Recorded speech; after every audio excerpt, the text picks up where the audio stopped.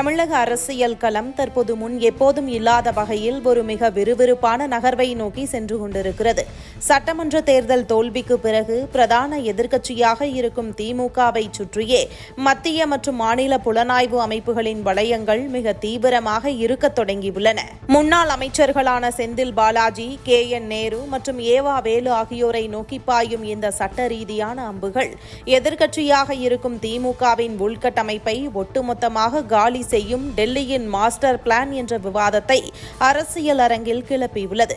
இந்த அதிரடி ஆட்டத்தின் முதல் புள்ளியாக அமைந்தது செந்தில் பாலாஜியின் விவகாரம்.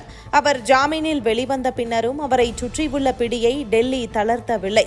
கரூர் வருமான வரித்துறை சோதனை வழக்கின் பின்னணியில் அவரது தம்பி அசோக்குமார் மீதான நடவடிக்கையில் கடந்த 3 ஆண்டுகளாக ஏன் இந்த தாமதம் என்று மதுரை உயர்நீதிமன்ற கிளை எழுப்பியுள்ள காரசாரமான கேள்வி பழைய வழக்குகளுக்கு மீண்டும் உயிர் கொடுத்திருக்கிறது.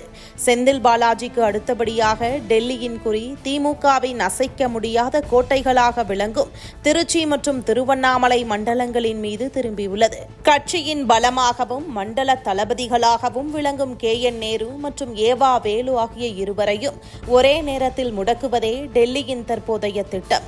வேலைக்கு பணம் பெற்ற விவகாரத்தில் அமலாக்கத்துறை திரட்டிய ஆதாரங்களின் அடிப்படையில் முன்னாள் அமைச்சர் KN நேருவுக்கு எதிராக மாநில லஞ்ச ஒழிப்புத்துறை புதிய வழக்கு பதிவு செய்த வேகத்திலேயே முன்னாள் அமைச்சர் ஏவா வேலுவின் சென்னை மற்றும் திருவண்ணாமலை இல்லங்களில் அதே லஞ்ச ஒழிப்புத்துறை அதிரடி சோதனையில் இறங்கியிருப்பது தமிழக அரசியலில் பெரும் அதிர்வலைகளை ஏற்படுத்தியுள்ளது.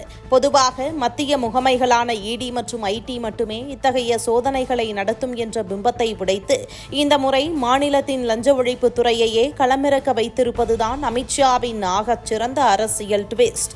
இதன் மூலம் திமுக மீண்டும் எழுச்சி பெற முடியாதபடி அதன் பணப்பெட்டகங்களாகவும் மண்டல தளபதிகளாகவும் இருக்கும் சீனியர் தலைவர்களை சட்ட ரீதியான வளையத்திற்குள் கொண்டு வந்து முடக்கும் வேலைகள் கச்சிதமாக அரங்கேறி வருகின்றன.